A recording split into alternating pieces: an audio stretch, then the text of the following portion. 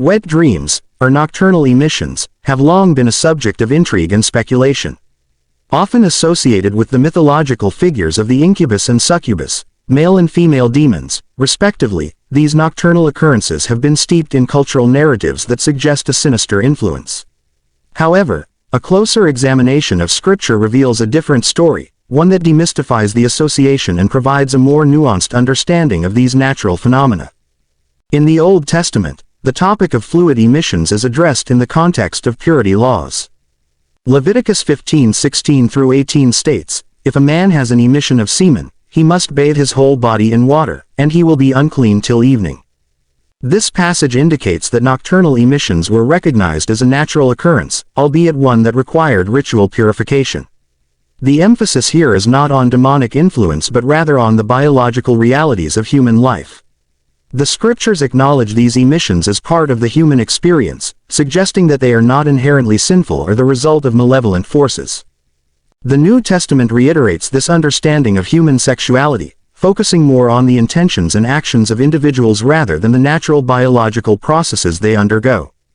In Matthew 5:28, Jesus teaches, "But I tell you that anyone who looks at a woman lustfully has already committed adultery in his heart."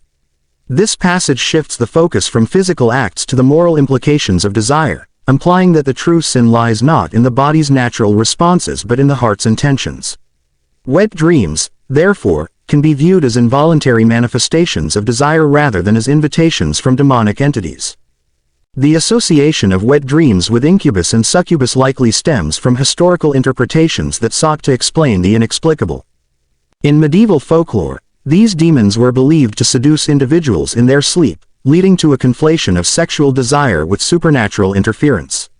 This narrative, however, is more reflective of cultural anxieties surrounding sexuality than it is of a grounded theological understanding. By attributing wet dreams to demonic beings, society could externalize the complexities of human desire, framing them as battles against evil rather than natural aspects of life. In contemporary discourse, it is essential to reclaim the narrative surrounding wet dreams from the clutches of myth. By grounding our understanding in Scripture, we recognize that these experiences are not inherently sinful but are part of the broader human experience. The Old Testament's acknowledgement of fluid emissions and the New Testament's focus on the heart's intentions invite an understanding view of human sexuality, one that embraces the natural over the mythologized. In conclusion, while the Incubus and Succubus serve as fascinating figures in folklore, they distract from a biblical understanding of human sexuality.